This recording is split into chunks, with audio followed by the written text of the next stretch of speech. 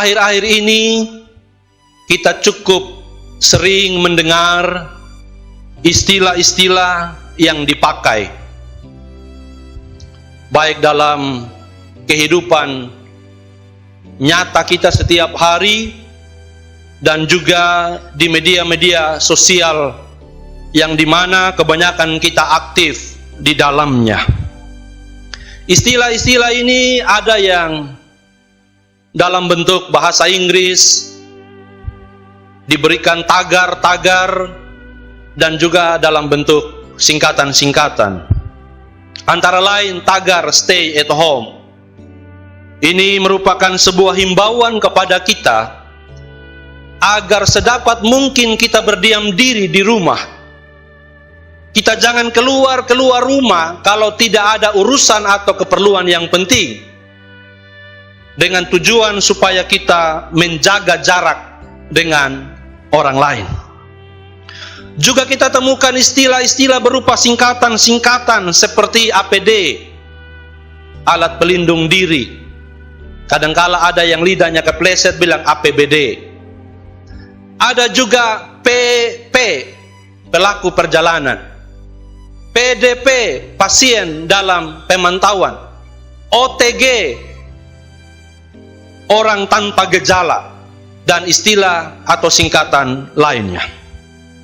Istilah-istilah ini muncul dan digunakan, kita tahu bersama, berkaitan dengan pandemi COVID-19 yang sedang kita alami bersama-sama sekarang, di mana istilah-istilah ini bermanfaat untuk membuat kita secara sederhana atau lebih mudah memahami keadaan yang sedang terjadi, dan membuat kita lebih mudah mengikuti setiap himbauan, mengikuti setiap informasi yang diberikan kepada kita.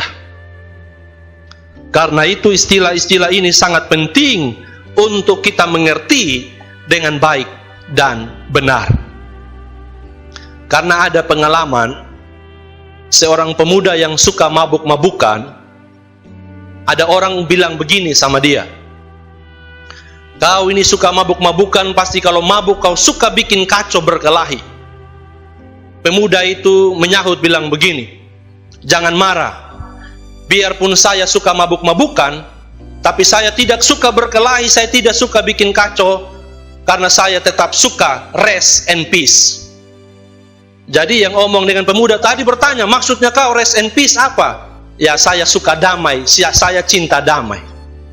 Ini suka-suka pakai istilah bahasa Inggris, padahal tak bolak-balik atau salah. Nah, ini yang saya katakan tadi, penting untuk kita memahami secara baik dan benar setiap istilah yang kita pakai. Berangkat dari pengalaman ketika kita mendengar pernyataan Presiden Jokowi yang mengatakan kita harus berdamai dengan corona. Tidak sedikit orang yang salah paham, tidak sedikit orang yang berpikir seolah-olah dari pernyataan Presiden Jokowi ia menghendaki kita melakukan bom bunuh diri, karena kita harus berdamai dengan corona yang seharusnya justru kita perangi. Kita perlu lihat secara baik di sini. Sesungguhnya maksud dari istilah berdamai dengan corona adalah keadaan di mana kita tidak bisa lagi untuk seterusnya berdiam diri di rumah, tidak beraktivitas dan tidak bekerja seperti biasa.